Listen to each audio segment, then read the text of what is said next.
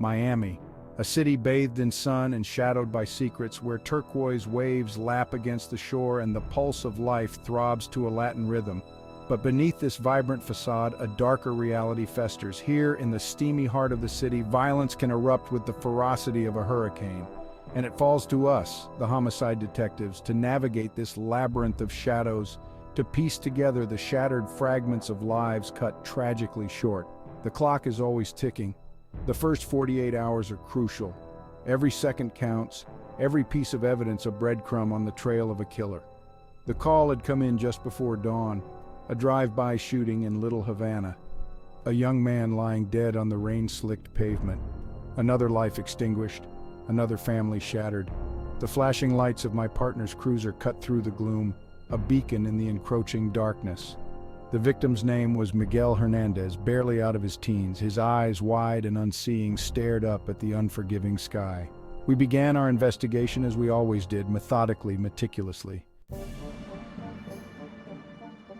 Little Havana, a vibrant tapestry of Cuban culture and grit, held its secrets close. The air buzzed with the rhythm of salsa music and the murmur of dominoes slapping against worn tables. But beneath this surface simmered a current of unease. The streets were our hunting ground. The residents our witnesses. Their stories a patchwork of half-truths and fearful silences. We walked a tightrope, seeking cooperation without betraying our suspicions, our every move scrutinized by watchful eyes. The neighborhood was a maze of narrow streets and aging buildings, each doorway a potential hiding place, every shadow concealing a watchful eye. Graffiti-scarred walls whispered tales of territorial battles. The vivid colors a stark contrast to the grim reality of gang violence that plagued these streets. We moved with a practiced ease, our senses on high alert, attuned to the subtle cues that could mean the difference between finding a lead and hitting a dead end. Days blurred into nights, fueled by strong coffee and the burning need for answers. We interviewed witnesses, their stories a jumbled mix of fear and defiance, truth and fabrication. The investigation led us deeper into the heart of Little Havana's underworld, a world ruled by fear and respect where loyalty was prized above all else. We were dealing with more than just a random act of violence. This was a calculated execution, a power play in the ongoing war between two rival gangs, the Latin Kings and MS-13. Their reach extended like a venomous vine, ensnaring young lives, twisting them to their own brutal purpose. The gangs were deeply entrenched in the community, their influence seeping into every aspect of life. They were the providers, the protectors, the judge, and jury. Their members, often young and desperate, were bound by a twisted sense of loyalty, their lives forfeit to the gang's code of silence. Breaking that code meant risking their own lives and the lives of their families. We understood the dynamics of gang culture, the power it held over its members. It was a dangerous game we played, navigating the treacherous waters of loyalty and betrayal. One wrong move, one misstep could have deadly consequences. The walls of Little Havana had eyes and ears. Every alleyway seemed to whisper with secrets, every doorway a potential vantage point for watchful eyes. We were outsiders in this world, our every move scrutinized, our motives questioned. Trust was a currency earned through sweat and sleepless nights, through empathy and unwavering determination. But the truth we knew was a fragile thing, easily buried under layers of fear and intimidation. We learned to listen not just with our ears but with our eyes, to decipher the subtle cues, the averted glances, the sudden silences that spoke volumes. We cultivated informants, nurtured relationships with local business owners, and built bridges with community leaders. Each interaction, however insignificant it seemed, added a brushstroke to the portrait of the crime, brought us closer to understanding the forces at play. The pressure was relentless, but we couldn't afford to crack. Miguel's face, frozen in a mask of eternal youth, haunted our waking hours, a constant reminder of the stakes. The deeper we delved, the more we understood the suffocating grip the gangs held on their members. Loyalty, bought and paid for in blood and fear, was absolute. Betrayal was met with swift and brutal retribution. We had to tread carefully, aware that our every move was being watched, our every word scrutinized. One wrong step could jeopardize the fragile trust we'd built, silence the whispers that held the key to solving Miguel's murder. We interviewed gang members, their faces hardened masks, their eyes cold and calculating. They spoke in riddles, their words laced with double meanings and veiled threats. They tested us, probing for weakness, gauging our resolve. We had to be smarter, tougher, more cunning. We had to make them understand that we were not going away, that we would not be intimidated. There were moments of breakthrough, fleeting glimpses behind the facades of bravado and indifference. A flicker of guilt in a hardened gaze, a hesitation before answering a question, a subtle shift in body language. Just as we thought we were making headway in Little Havana, a new case landed on our desks, this time in the usually tranquil neighborhood of Coconut Grove. The victim was a young woman, Sarah Miller, found brutally murdered in her own home. The brutality of the crime sent shockwaves through the community, shattering the illusion of safety in this affluent enclave.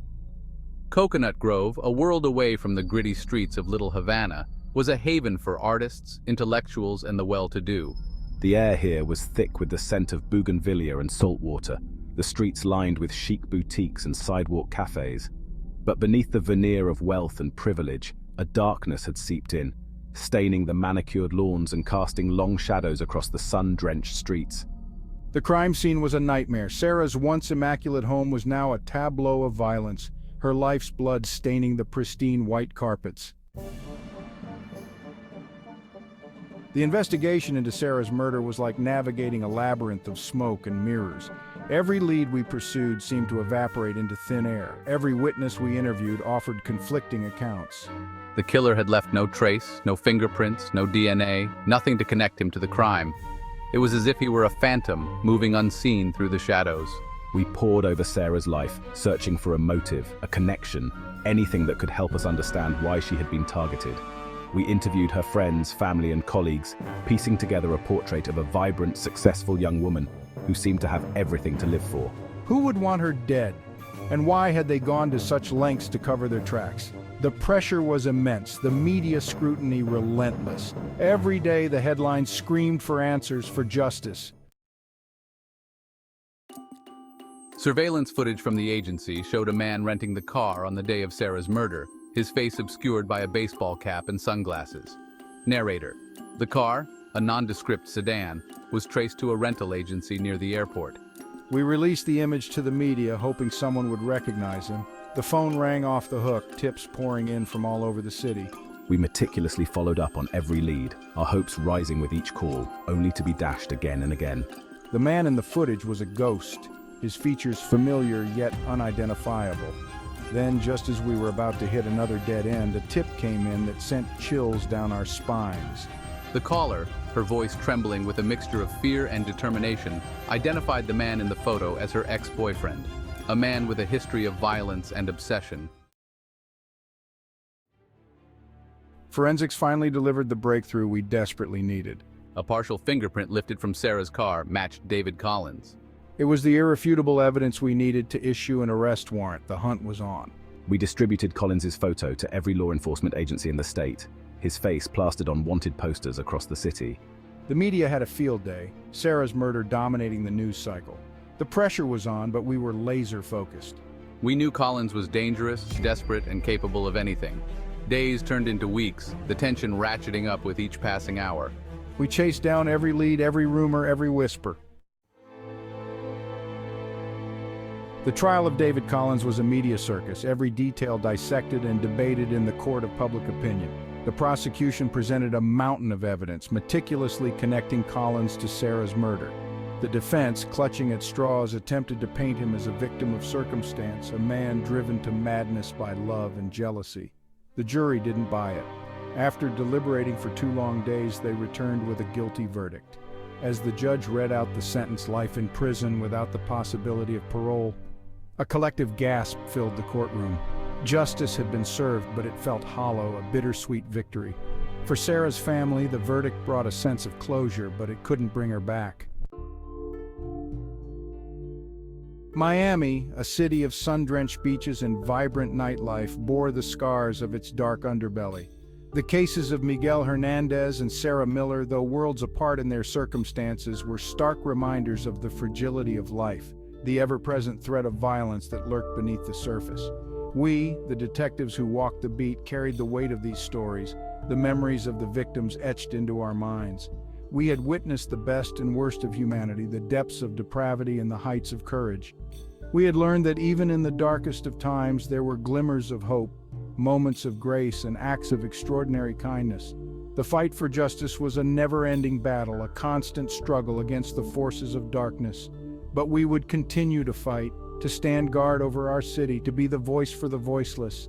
We owed it to the victims, to their families, and to ourselves.